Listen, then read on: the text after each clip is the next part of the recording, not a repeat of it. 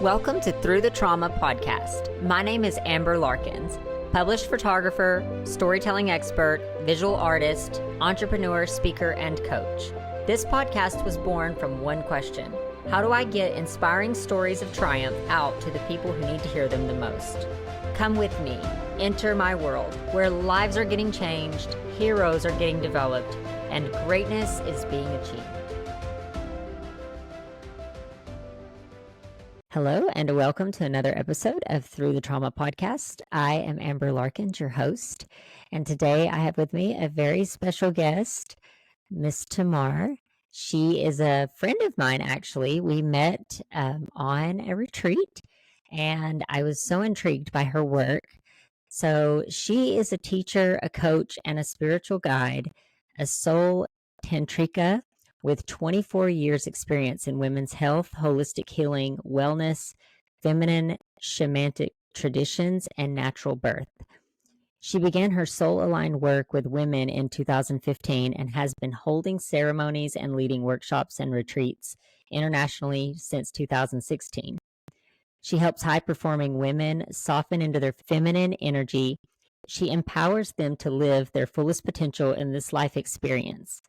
Her work is a deep dive into the feminine mysteries, which is the facilitator for great transformation, bringing forth a new sense of inner authority and inner power for those who deep dive in. Tamar, thank you so much for being here. Thank you, Amber, for having me on. I'm so excited to be a part of this. I'm so excited for you to be here too. I actually, I remember the first time I met you, I was so intrigued by your work and just your presence. You have a very calm demeanor and very soothing just being around you and your presence. And when I learned more about your story, I was intrigued by your work and the things you were doing to help women. And then when I started the podcast, it's like a no-brainer. When we started talking about you coming on the podcast, I'm like, she has to.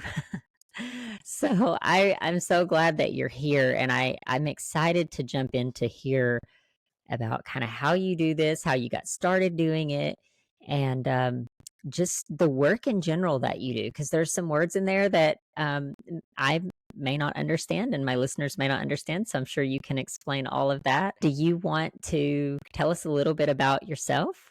Sure. I mean, I think the introduction had a lot of it, but I really started my work looking for something for myself and my own healing. I'm on my own healing journey years ago, and I think that I started really opening up. Like, I was doing work in the healing arts since 1999. But then I really wanted to go deeper inside myself and heal some of the old woundings that I had that were creating conflicts in my life. And that kind of took me on this journey of diving into the shamanic traditions. I started doing some healing work with a Peruvian shaman.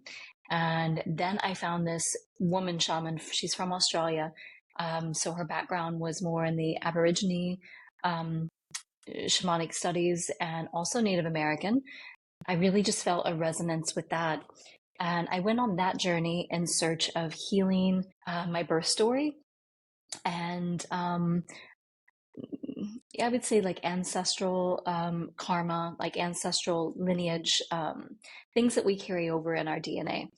And I was looking to transform my life. So it took me on this journey of self-discovery. And through that, it led me to my soul path, which was working with women. And when I started working with women, I started with sensuality. And the reason that I started with sensuality is because what I found inside myself and what I found within a lot of people that I was working with is that a lot of people are numb. They're really shut down to emotions, and they're shut down to what feels good in their body, and not only feels good, but what feels right, and being able to tell from an embodied place what is right and what is wrong, or what is positive. And I spent many years numb as a teenager from just upsets and hurts that we all go through. We all go through childhood traumas. We all have what I call a sacred wound. And That usually happens between the age of birth and 7 years old. And so understanding that and healing that.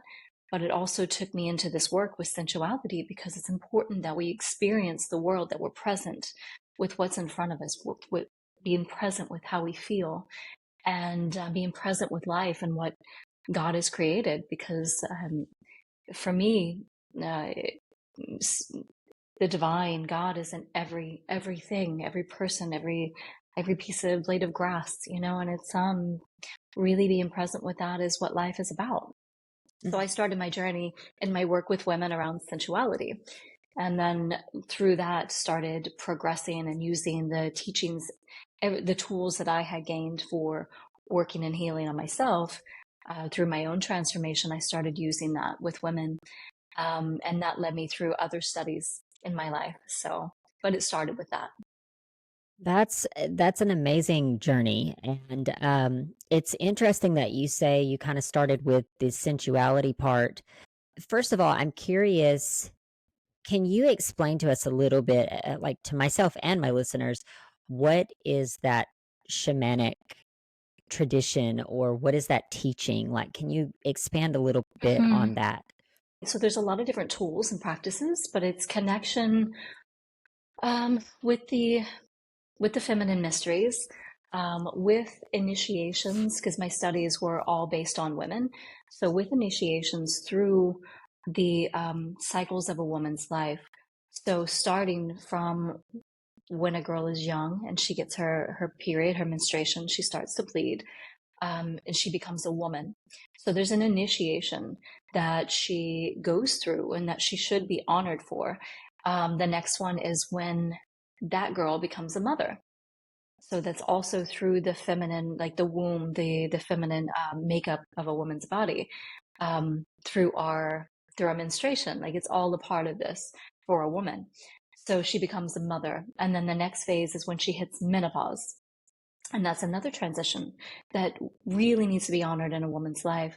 And then when she becomes what we know as a crone, which in the studies that I've done in my tradition, there's 4 cycles, and usually there's known to be 3, but there's 4 because what they found, my teacher and a few other um, women in the same studies, they found that there was something missing because we're living longer as women, as humans, and they felt like when they came to menopause, they weren't quite yet that crone phase. They weren't there to where they just are ready to start going more within and preparing for death.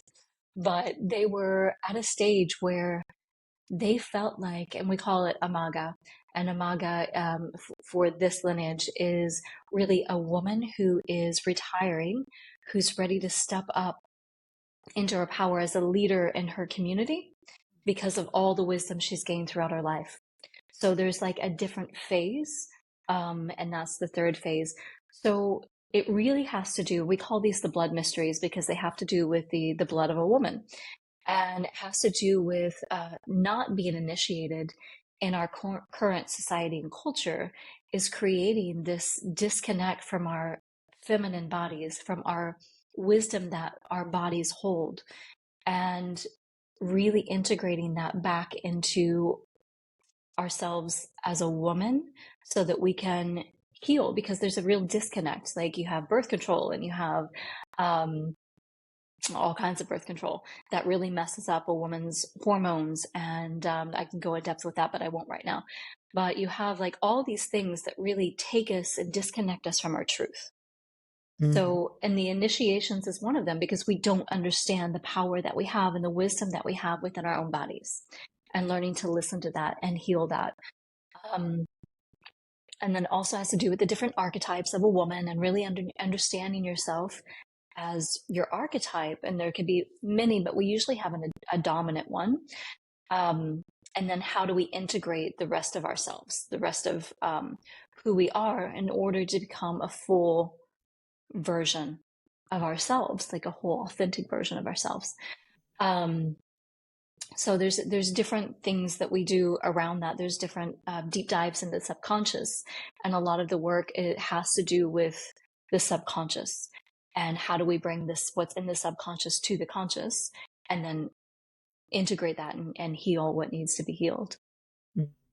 Does that And make any, does that answer your question? yeah, for sure. And when I'm hearing you talk, it reminds me almost of like, we're life to me, I say this life is a journey, and I think it's Mm, supposed to be that way. And we start off on a journey and we don't know a lot. And then as we travel the road, we learn more, we grow more, we become more. mm, We, you know, and then our goal then is to reach back and help others that are on the journey, like help guide them and lead them. And I think what you're describing, it reminds me almost like of the process of the transformation process of like a butterfly. You start off as, as this caterpillar, and you expand into something beautiful and meaningful and purposeful and intentional. And I think when you break down, like, the feminine energy is so different than the masculine energy.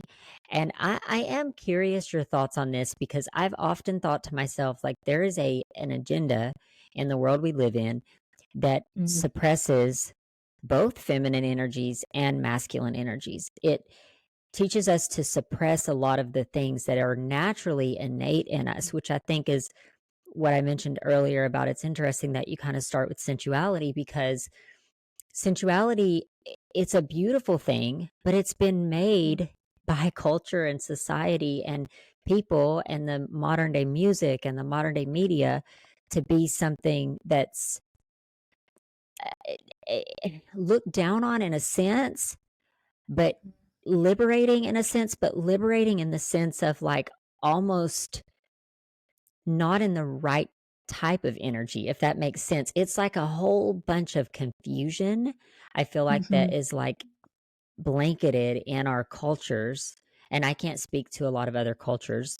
Um, I would like to say I'm well traveled, but I've traveled a little bit, but I've not been immersed in other cultures. So I only have this culture here in America to really compare that to, but it feels like that. And it burdens my heart greatly, because I feel like we are being taught to suppress so many things and then rise up these things that are not innate in us. Mm, And it's just a very backward sense of confusion. It breeds a lot of mm, confusion in not only us as women, but in our men counterparts, mhm. and then also in our young girls and young children that are growing up in this culture. What are your thoughts about that? Oh, I have a lot of thoughts about that. So I agree with you. And I think this has been going on for a very long time. It's been just building up to what we're seeing going on today. But I feel like it really started to um, hit hard, or like really, they really started to go with this agenda. Um, Probably around or a little bit before World War II, or around that time. But what we're seeing today is yes, just it's this, and it really breaks my heart because I see so many women, and I relate this to, or I kind of blame this on social media, Mhm. because I feel like with the rise of social media, we've seen um, I've worked with, and I see a lot of women, they don't feel good enough about themselves. And so how they represent themselves in the outside is very overly sexual, and feeling not good enough. So their outward is trying to grab that attention because that's what they see on social media, and it's become this big epidemic. And I've worked with some women who um, never felt like they were good enough, and really struggled with that. And a lot of it had to do with what they were seeing on the outside world. So with that said, and I'll get back to the feminization, like I do feel like the sensuality and the misinterpretation of sensuality and sexuality at that, like our sexual energy is really important energy. Um, it's been used in a negative way, um, but the beauty of our sexuality and our sexual energy is so important to who we are as a person, and our creative energy and what we're creating in the world. So I feel like all of that's being attacked, and has been for a while.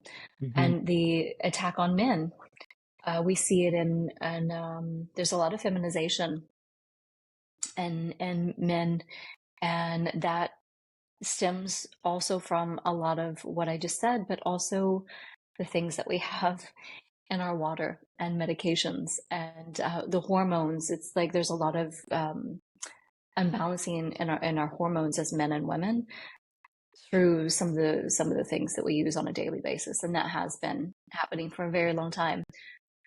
And I feel like that's an attack. So I don't know if that's too much to share, but No, I think you're right on. I think you are right on. And it's everything that I believe too. And I've often said, the, we have no idea the amount of impact that even the mm, medications that we take as moms when we're pregnant, when we're carrying mm, a baby, like what that causes. And yeah, it breaks my heart because I feel like a lot of the pharmaceuticals and things, which I'm all for holistic healing if possible. I do think pharmaceuticals have a right. place and a time, but I also Mhm, feel like a lot of them are not being tested enough to truly know the effects of what's going to right. happen. It's like we are the test subjects on a lot of these things, and it's having a profound impact on our culture and on our society. And I agree with you. There's things in the water that's so alarming. I have other podcasts that I've interviewed people that have talked about this, about the toxicity that's in the water and how to Mhm, detox the body from all these the heavy metals that we're exposed to and the environment that we're exposed to. Like, it is one mhm. thing after another, that we live in a Yes. very toxic world. So you have the physical things that are attacking us, then you have the mental things, the things that we're consuming, like you said, social media, Mhm. television, movies, music, Yeah. like all of this media. If we are consuming that and we're not consuming healthy things, like tapping into who we really are, that spirituality, tapping into the thing that makes us healthy as human beings, we're consuming all the negative things. I mean, it's like we're Mm, getting hit at all angles. So there's no wonder that we're in a time and a place where there's lots of confusion. mm, So, with that being said, like, where do we go from here as a culture and as individuals, even? The first step, I believe, is healing ourselves, finding that oh, yeah. helping and healing through ourselves. So, when you work with people in a retreat setting or in a one-on-one setting or in a group setting, can you talk to us a little bit about, like, how do you convince someone that to first get on the trajectory of this type of help and healing and healthy holistic health? Yeah, so it really just depends on the person.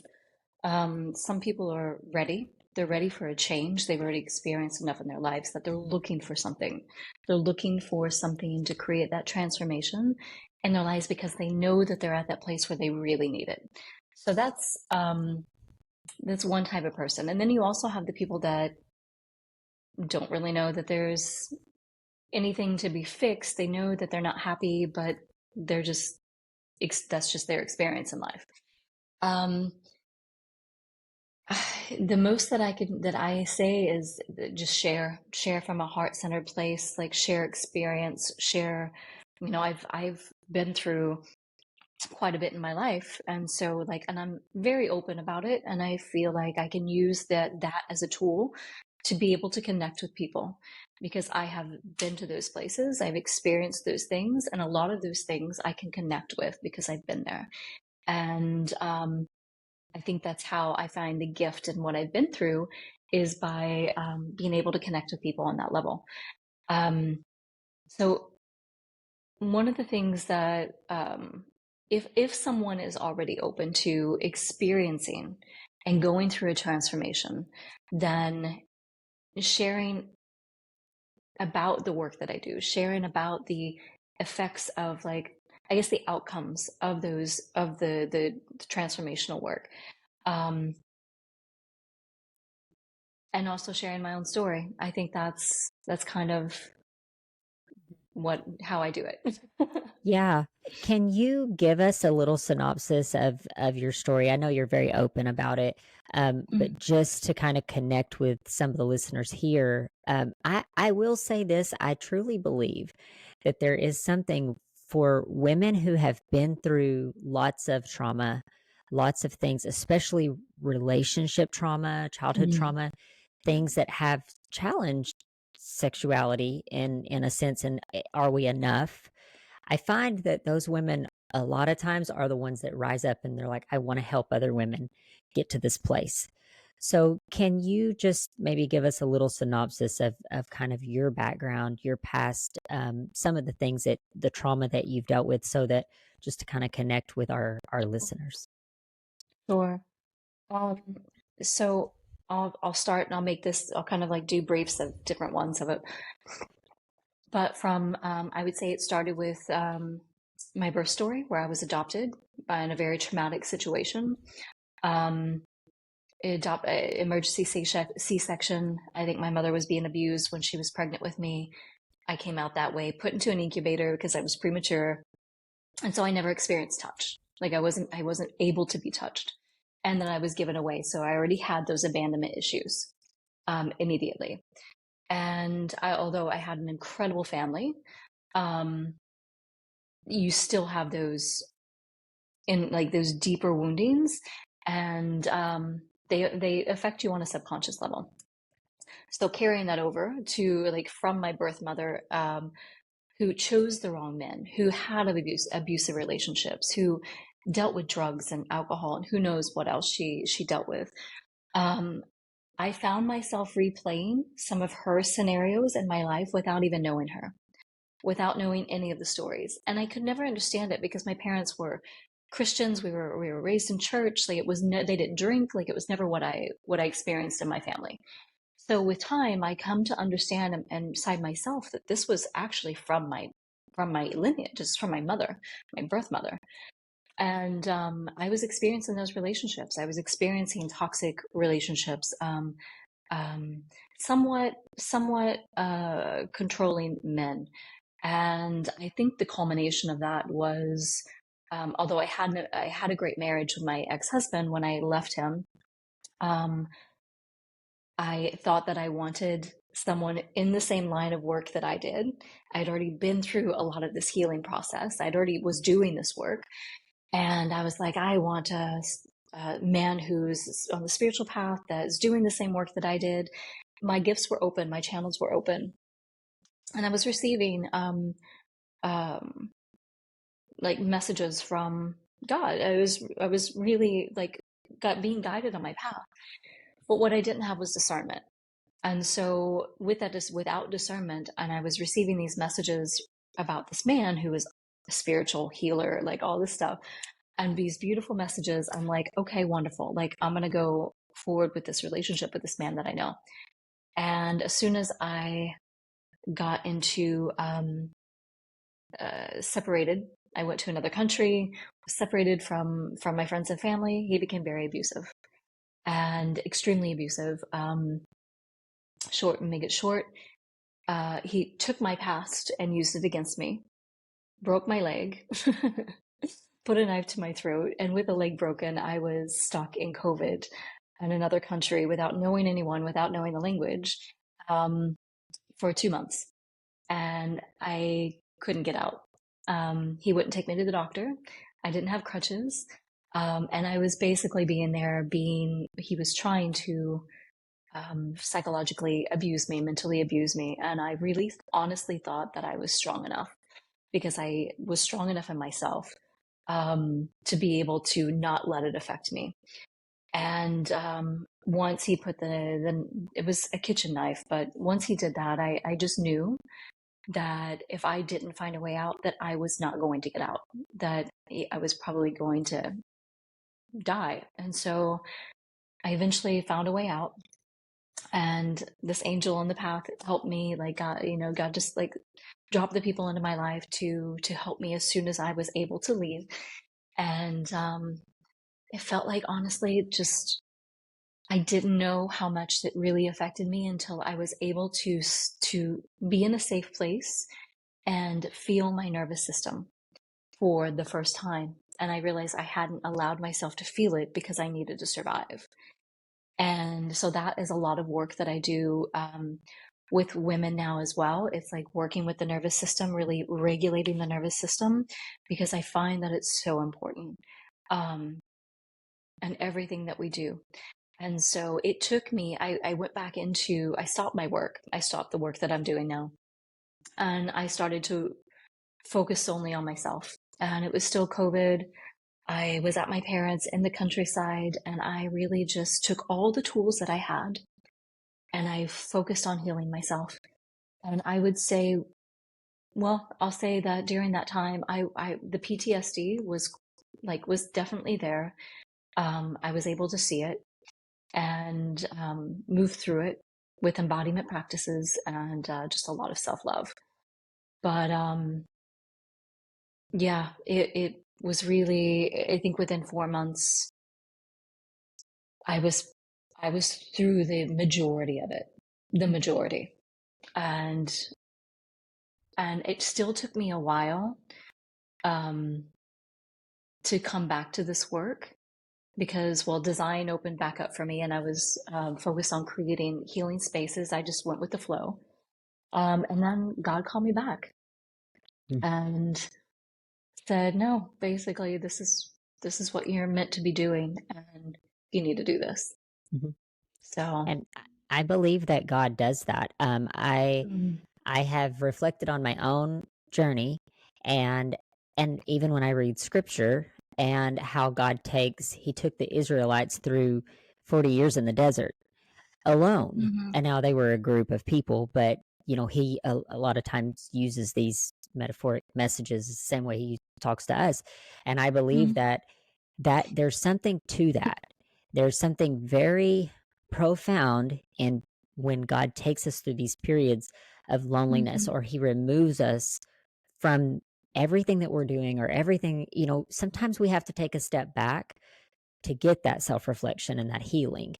And I yes, think it's beautiful when you bring that up because it's something I've definitely reflected on, and it's confirmation to me, and maybe to some listeners too, that may be going through that period of mm, solitude and mhm, loneliness and healing. And it can feel lonely, but it's a beautiful place to be mhm, because God is doing work. It's like you're alone with God, and he is doing work inside of you that you can't do when you have the busyness and the distraction. And I love everything that you're saying, and I think that it's so beautiful how God will remove you and then bring you full circle.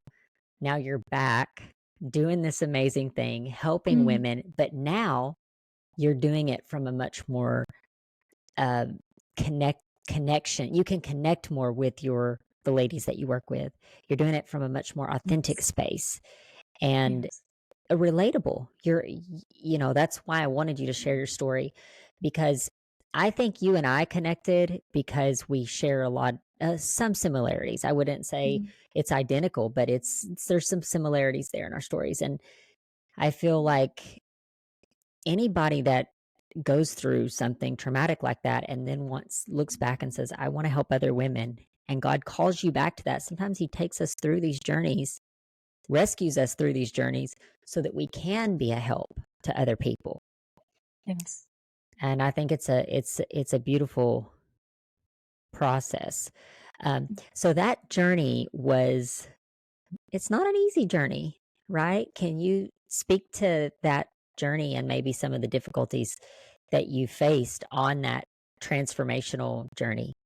Yeah, I think that part of the difficulty that I experienced was starting in the beginning is when I came back was it was even difficult for me to allow like someone to hug me or someone to touch me. Like, and that healing that, because I mean, we can take that back to my birth story, right? Like, that is like, touch is so important. It's such an important part of our human existence that, but I couldn't do it. So having to go from that place to, um, first it was like my nieces and nephews, like just playing with them, their innocence and their complete unconditional love, for family, and just being involved in their lives, it helped me um, immensely. And I remember there's this practice that I teach. It's another thing. There's this practice that I teach women. It's really an embodied practice, and it works with the nervous system, and it works with these deeper layers, and like the feminine body and the hormones, and it's made for a woman's body. And it's I remember doing this practice, and I would do it every morning. I had my routine set up where I would wake up, and I would do my practice, and I would meditate, and I would journal, and I'd take a walk in nature, and all this to regulate my nervous system.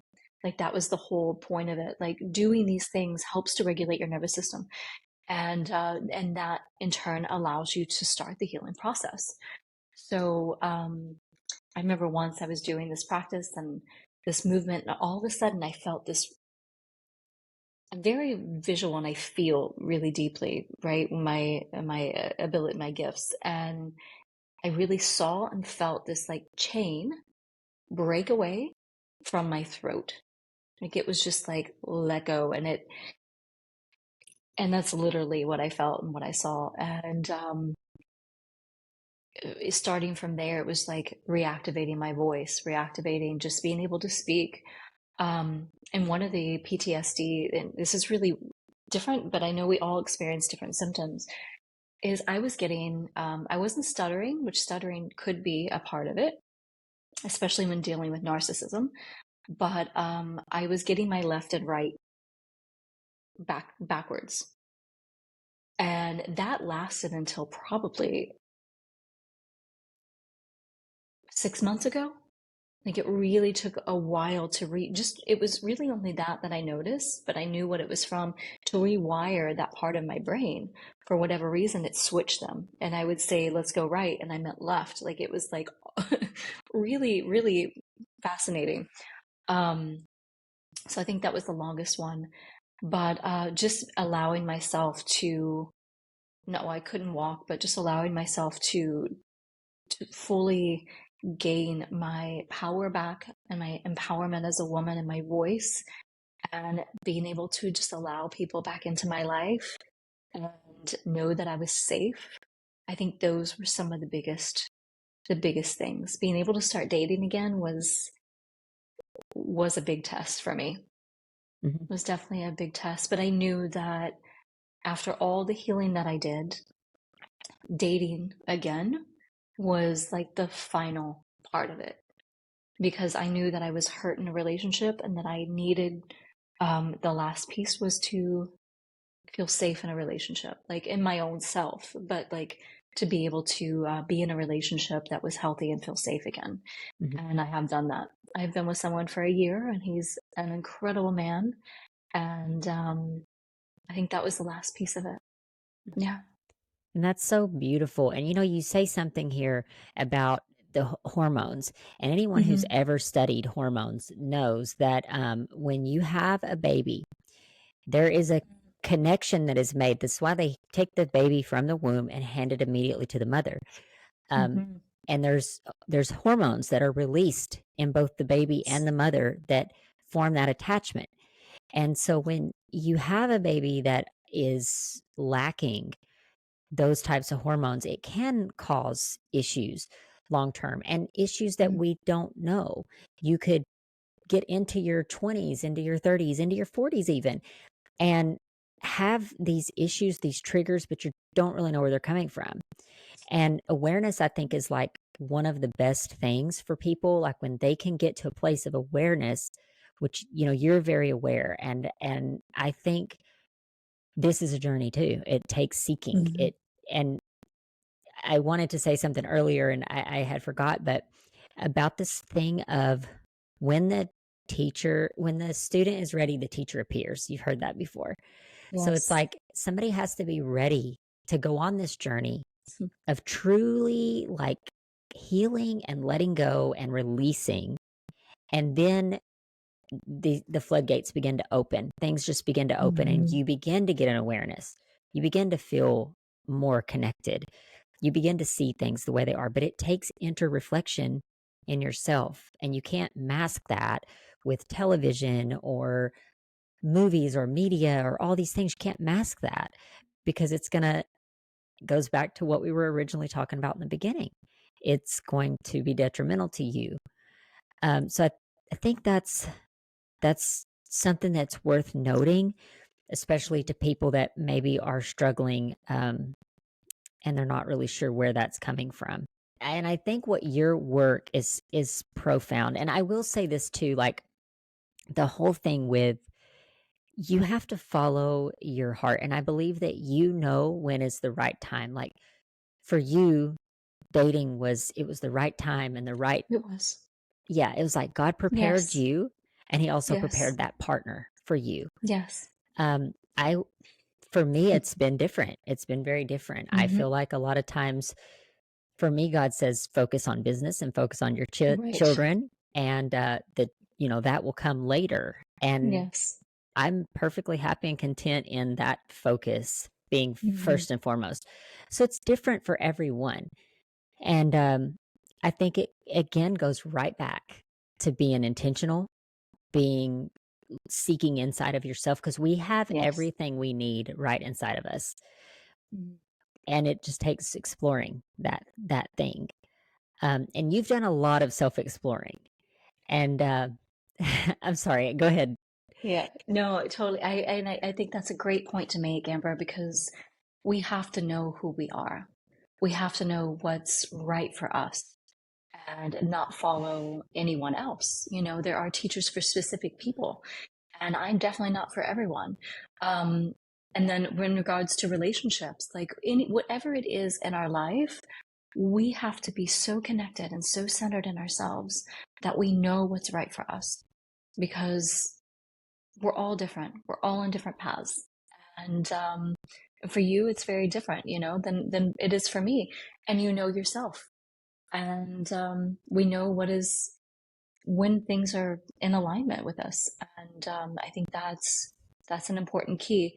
And doing the inner work, as you were saying, really doing that inner work is what's going to get you there. It's what's going to bring you into an awareness of what is right or wrong for you. Yeah, and having that confidence. This is something that I had to Mhm. really struggle with in my own journey is like learning to trust myself. When I come out of my marriage, I leaned so into my marriage thinking that that was a good thing, and it is good in a sense to lean into your spouse to become one, right? But it's Mm. but it's a fine line too because you can't lose yourself in that person either. And I had done that.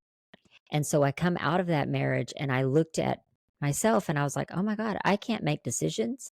I constantly needing someone to validate me. I can't even look people in the eye." Like I struggled with a lot of confidence issues. Mm. And it's been 5 years for me and I still, will catch myself falling back into that place of I'm doubting myself again. And Mm. I think that this is something that the empowerment that you speak about is so huge in the life of a woman. And in that journey, getting to that journey of triumph, that place of triumph is knowing that you can trust yourself and everything that you need to make the decisions that you need to make is found inside of you. It's just Yeah. connecting with that inner self. So, with all of this being said, I want you to talk a little bit about because I know when you and I first met, I was so intrigued by the inner child.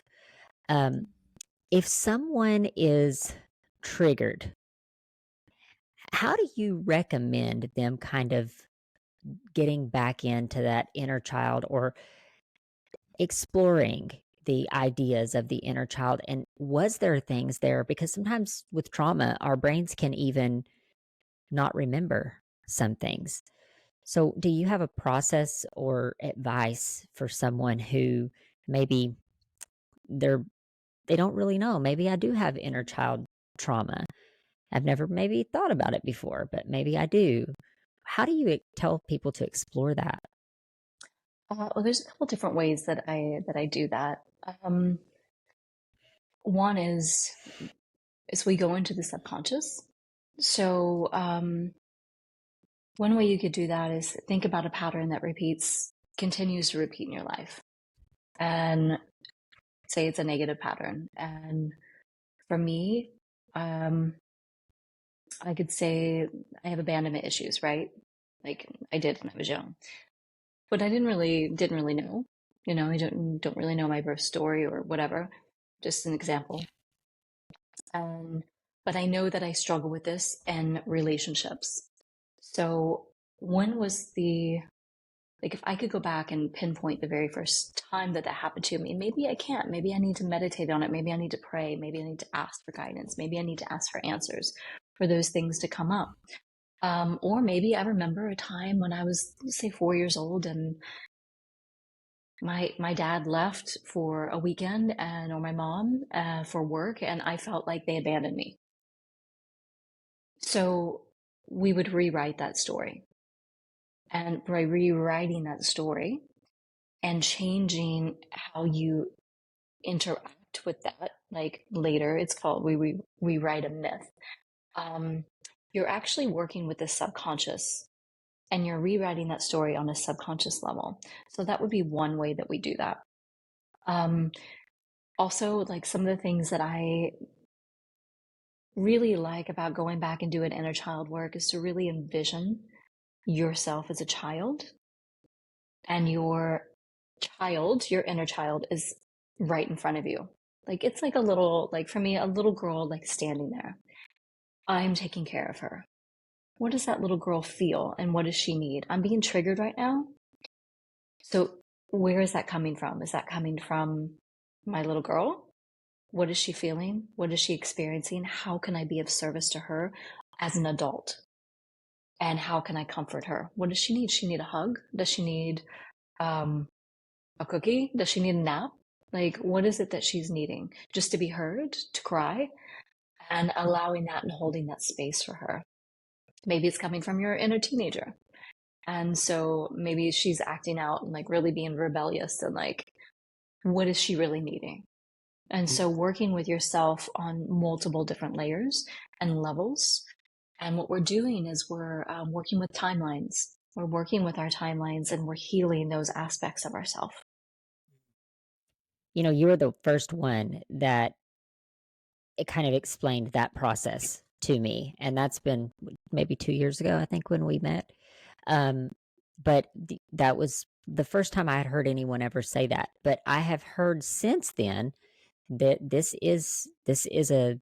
uh, this is a treatment therapy technique. This is something that a lot of people use to go back in and to shelter and love and Mm-hmm. be there for that inner child. And it's if you've never experienced any kind of meditation like that, I would highly recommend doing that. It's easy to do because it's just going back into your mind to that place and time when you Mm-hmm. felt that. And I interviewed someone recently that was talking about feeling the emotion. And I've been meditating on this ever since I did that interview of sitting in that emotion for a moment to feel it. And we don't want to stay there forever. We don't want to become a victim of it, but we don't want to suppress it either. Right. So I encourage people to definitely do that. That's such a beautiful process to do. And I can't imagine anyone any better to take someone through that process than you. You Oh, have thank the you. most soothing demeanor, and just I think your presence brings forth that peace and that love and that empathy that so many of us crave. Um, Thank you so much. Yeah, I've known that ever since I met you. I'm like, the moment I met you, I'm like, I love her demeanor.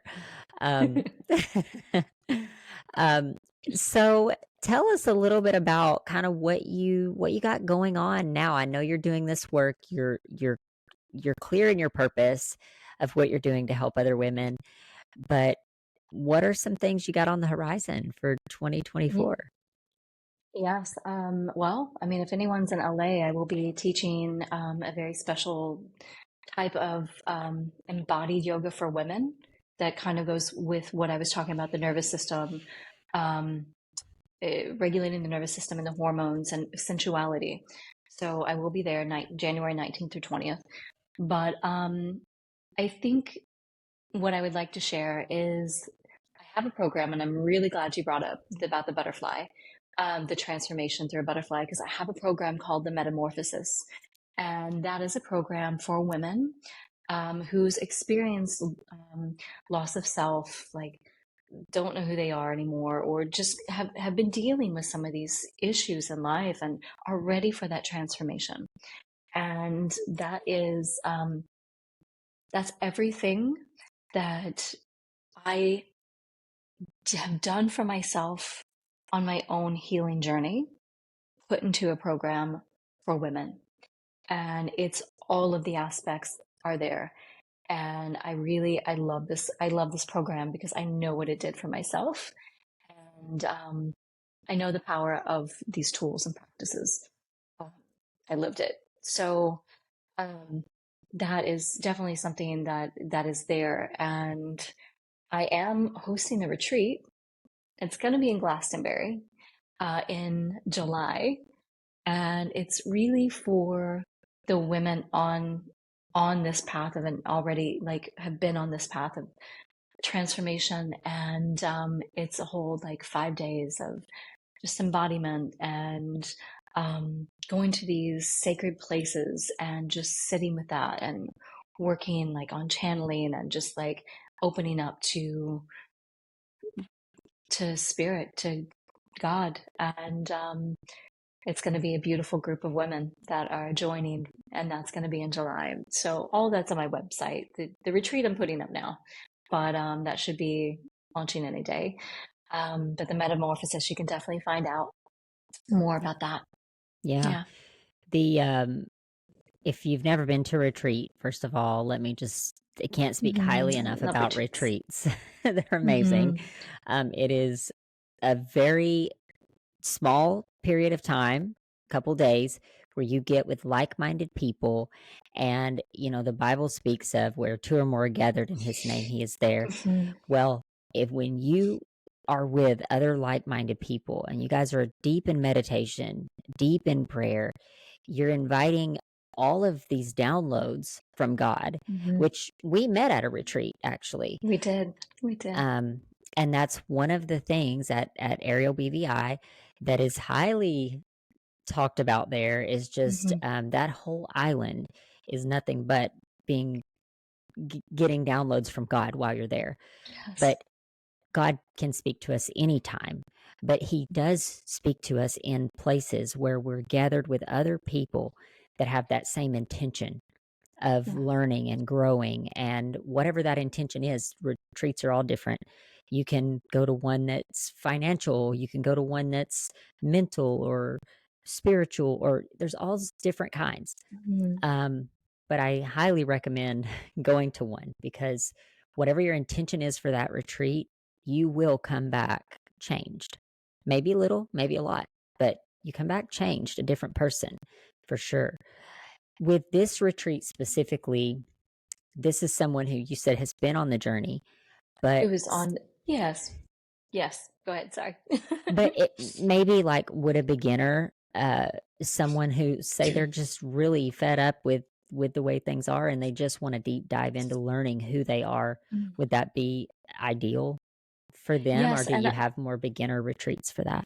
I do offer beginner retreats, and there will be one next winter for all whoever feels like joining, and that's really about empowerment and embodiment. And it's probably, to be honest, going to be in Central America. because I really feel for that one, like being in the jungle, like for me, that's always where I've led that one, is there's something about it that just allows you to go deeper within through these practices. And what I call untame, like untame yourself from like all these like self-imposed like beliefs and limitations that we feel and that's also been put on us. Um, but yes, this one in Glastonbury, if you're interested in sacred sites, if you're interested in just being with other like women, and that's one thing I have to say about women, like retreats with just women or with just men. I love both together, obviously. But when you sit in circle, when you sit with other women and you do this transformational work, it is a lot. Like there is a lot that transpires and transforms just from just from that space of being with other women, held within this space. And that itself is powerful. So if you feel the call, I would definitely highly recommend it. And it's going to be a beautiful retreat where, yeah, uh, where we're just being held within this space. And if you've not been to Glastonbury, I have been to other retreats there, and there's just something really special and magical about that land. And yeah, you just can't explain it until you've been there. And Where is that? Where is Glastonbury? yeah, it's in the UK. And it is, I would say, just a little bit south of Bristol. Mm, okay. So it's got rolling hills. It has the uh like sacred sites. The Tor is one of them, which sits on a hill, and there's an old abbey and ruins that we'll be visiting that just is just you feel the magic, you feel the sacredness of it.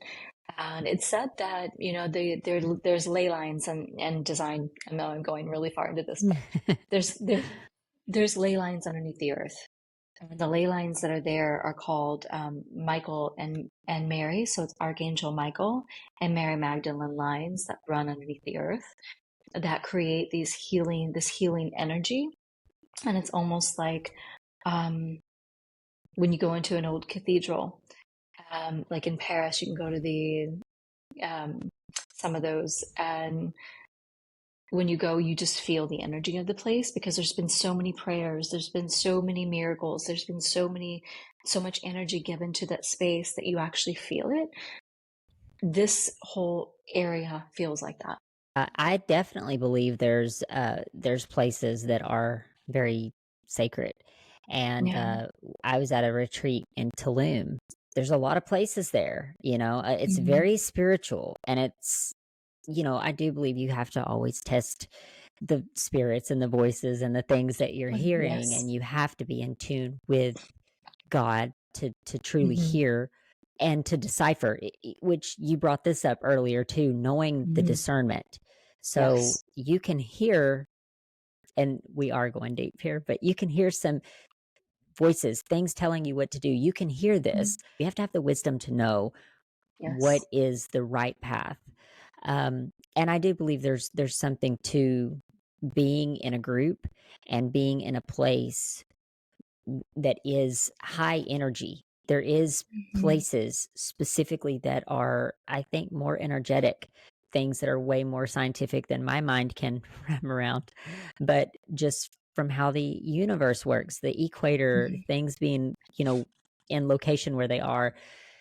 But it's something to explore. Bottom line is, and what's really important here today is to know that these retreats are powerful Yeah. and they're intentional. And Tamar, it sounds to me like you have put these retreats specifically with intent Hmm. because you've scheduled them in places that you think is going to coincide with the material that's being taught there. And I think that's Yes. beautiful.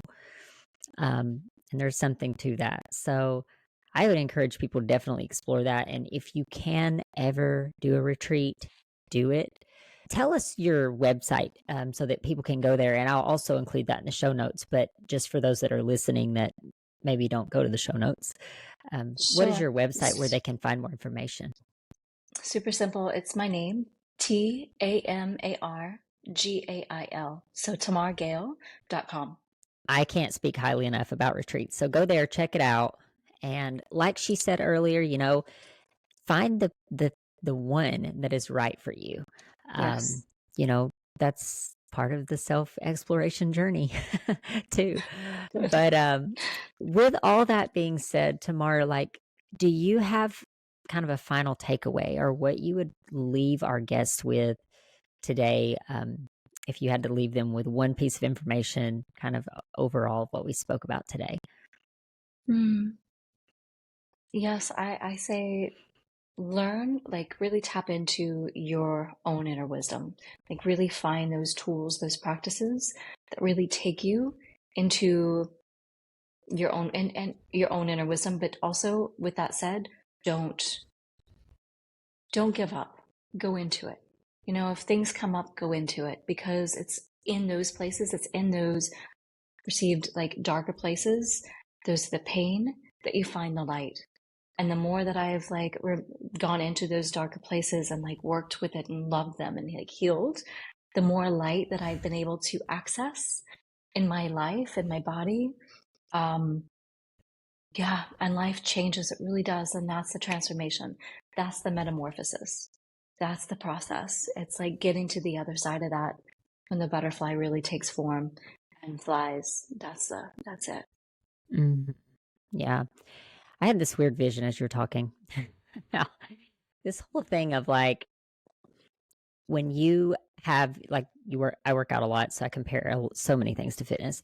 But when you work out, your muscles get really tight, and you start to get like this buildup in your muscles, and what Hmm. that's doing is preventing the blood flow. You're getting tight, and everything's kind of tense because you're preventing the blood flow from getting there. But by going Hmm. in, if you've ever had a deep tissue massage where they go in and they break all that apart, it hurts. And it doesn't just hurt while it's happening, it hurts a day or two after. It hurts. But by breaking that apart, you're able to get that blood flow to the vital parts. And I believe this is exactly what you're speaking to, which is we have to go in to these painful, traumatic Hmm. areas in our heart, in our stomach, wherever we feel that pain. And like she said, dive into that because that's the place that you're going to, once those things break, once those things you understand them and you get clarity on them, then lifeblood can start flowing back into those areas. And that's what promotes healing. Yes. Perfectly said. I could talk to you for hours because your wisdom is profound, and I appreciate so much you coming on and just sharing all of these things and giving those practical tips because I know there are people out there that are seeking and hurting and looking, and there are people out there that truly care, and you can just from this interview, you the I can tell you're an empath. I can tell you feel people's feelings deeply. Those are the kind of people that are changing the world. You're changing the world, Mm. Tamar. So are you. With this podcast, we're Well, doing we're thank doing you. it. Thank you. Thank you.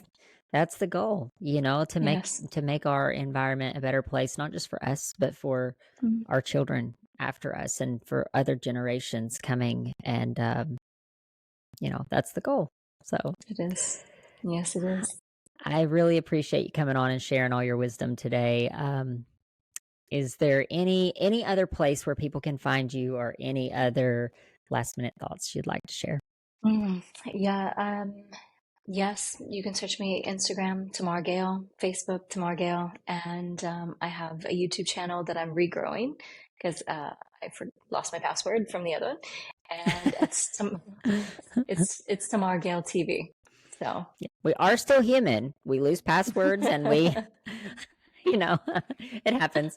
But that's maybe that's God's way of having you start something new and embark completely on this journey of now you're in a whole nother level helping other so women so expand and different. grow. It's beautiful. Thank you Mm, so much, Tamar. thank you, Amber. Such a pleasure to have you on today. I appreciate it. Thank you so much. Thank you for listening to Through the Trauma podcast. If you have found value in this episode or believe in the mission behind what we are doing, please subscribe so that you never miss any future episodes. Also, be sure to check out our transformation project at transformationthroughtraumaproject.com, where we help inspirational stories get heard on a larger scale through multiple platforms. If you know someone who can benefit from this episode, please share it with them. Until next time.